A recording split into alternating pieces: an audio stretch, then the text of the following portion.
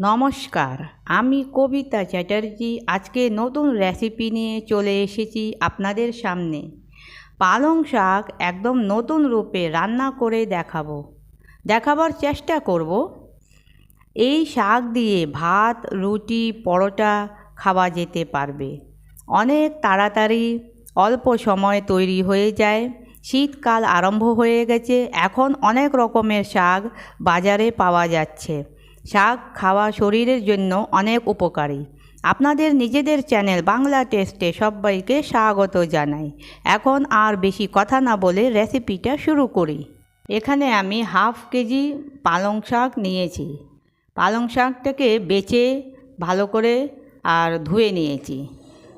এখন পালং শাকের পাতা আলাদা করে নেব আর ডাঁটা আলাদা করে দেব। ডাঁটাটা ইউজ করব না, পালং শাকের পাতা দিয়েই রান্না করব। এই যে পালং পাতা আলাদা করে নিয়েছি আর একটা বাটিতে ঠান্ডা জল রেখে নিয়েছি। আর এদিকে সসপ্যানে জল বসিয়ে দিয়েছি, জলটা গরম হবে। এখন এই গরম জলে দিয়ে দেব পালং পাতাগুলি। পালং পাতাটা একটু 1 মিনিটের জন্য বয়েল করে নেব। পালং পাতার গ্রিন কালারটা আর কি যাতে নষ্ট না হোক, তার জন্যে দিয়ে দেব আন্দাজ করে অল্প একটু চিনিটা দিলে কি হবে, গ্রিন কালারটা একদম নষ্ট হবে না। এই যে চিনি দিয়ে দিয়েছি অল্প করে, চিনিটাকে ভালো করে মিক্স করে দিলাম।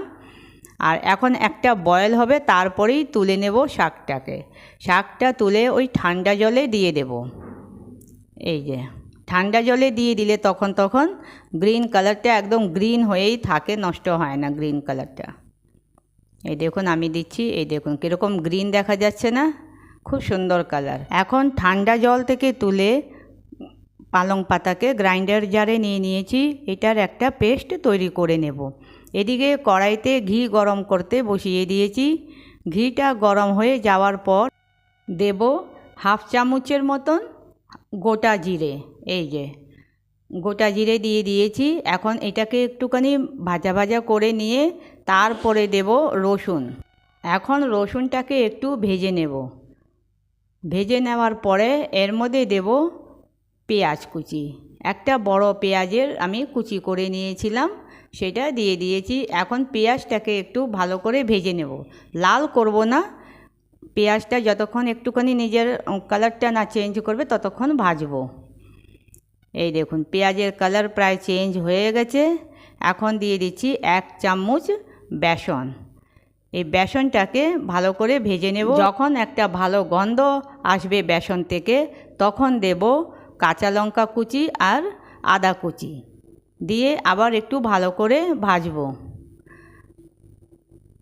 মশলাগুলি ভালো করে ফ্রাই হতে হবে, না হলে তো স্বাদ বেশি ভালো হবে না।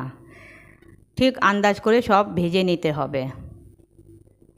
এখন দিয়ে দিচ্ছি টমেটো কুচি। টমেটোর বিচিগুলি সব সরিয়ে দিয়েছি, বের করে দিয়েছি। আর খালি ওটার উপরের পোর্শনটা যে থাকে সেটাই কুচি করে নিয়েছি। আর লাল লাল টমেটো দেখে নিয়েছি, তাই জন্যে কালারটা দেখুন কি সুন্দর দেখা যাচ্ছে। এখন আন্দাজ করে দিয়ে দিচ্ছি একটু লবণ। লবণটা দিলে কি হবে, টমেটো খুব তাড়াতাড়ি সফট হয়ে যাবে। একটু হলুদ দিয়েছি আর এখন দিচ্ছি ধনের গুঁড়ো। ড্রাই মশলাগুলি দিয়ে দিলাম। ড্রাই মশলা যাতে পুড়ে না যাক, 1 চামচের মতন জল দিয়েছি। ডাইরেক্ট ড্রাই মশলা দিলে পুড়ে যাওয়ার চান্স থাকে, তাই অল্প একটু 1 চামচের মতন জল দিয়েছি। এখন এই মশলাটাকে ভালো করে ফ্রাই করে নেব। আর ফ্রাই হয়ে গেছে খুব ভালোভাবে। আর আমি এখন দিয়ে দিয়েছি পালং শাকের পেস্টটা, আর খুব ভালো করে মিক্স করে দিচ্ছি মশলার সঙ্গে। দেখুন গ্রিন কালারটা কি সুন্দর লাগছে দেখতে, চমৎকার একদম। আর এখন এটা একটু বয়েল হবে। এই দেখুন বয়েল হতে লেগেছে শাকটা, খুব সুন্দর রং দেখা যাচ্ছে।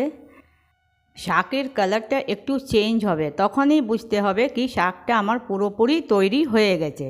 এই দেখুন শাকের রংটা চেঞ্জ হয়ে গেছে। এখন আমি দিয়ে দিচ্ছি গরম মশলা। গরম মশলাটাকে ভালো করে মিক্স করে দিলাম। আর এবার দেখুন পালং শাকের রংটা দারুণ লাগছে দেখতে। হয়ে গেছে আমার শাক তৈরি, একদম ফুলফিল তৈরি হয়ে গেছে। এখন এটাকে সার্ভ করে নেব। সার্ভ করার আগে একটু এটার মধ্যে ফোড়ন দেব। এই যে ঘি নিয়ে নিয়েছি বাটিতে, গরম হচ্ছে ঘিটা। ঘিটা গরম হয়ে যাওয়ার পরে দিয়ে দিলাম গোটা জিরে আর কাঁচা লঙ্কা চিরা লাগিয়ে। এটা ভাজা হয়ে যাওয়ার পরে এই শাকের উপরে দিয়ে দেব। এই যে দেখতেও সুন্দর লাগে আর খেতেও দারুণ দারুণ লাগে, এত টেস্টি হয় শাকটা।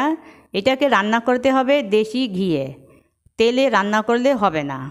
আর একটা কথা এখানে বলতে চাই আমি, শাকে যখন লবণটা দেবেন তখন খুব আন্দাজ করে দেবেন, কেন কি শাকের মধ্যে থাকে একটু লবণের ভাগ, সেই জন্যই লবণটা একটু আন্দাজ করে দিলেই ভালো হবে, না হলে তো মুখে কাঁচা লবণ লাগবে। আমি কাঁচা লঙ্কা দিয়েছি ফোড়নে, আপনারা এখানে লাল লঙ্কা দেবেন। শুকনো লাল লঙ্কা দিলে ওইটার যেন একটা ফ্লেভার হয়, ওইটা মুখে অনেক ভালো লাগবে। আর আমরা খাই না আসলে লাল লঙ্কা, সেই জন্যই আমি কাঁচা লঙ্কাটাই ইউজ করেছি। ঠিক আছে, এবার দেখুন পুরোপুরি পালং শাক তৈরি। এইভাবে রান্না করে একবার দেখবেন কত ভালো লাগে, সেটা খেলে পরেই বুঝতে পারবেন, এর আগে বোঝা যাবে না। আর দেশি ঘিতে এটা রান্না করবেন। আশা করছি আমি ভালো করে বোঝাতে পেরেছি আর আপনারা ভালো করে বুঝে গেছেন। একবার বাড়িতে অবশ্যই ট্রাই করবেন। আমি আবার নতুন রেসিপি নিয়ে তাড়াতাড়ি চলে আসবো। হাসতে থাকুন, হাসাতে থাকুন।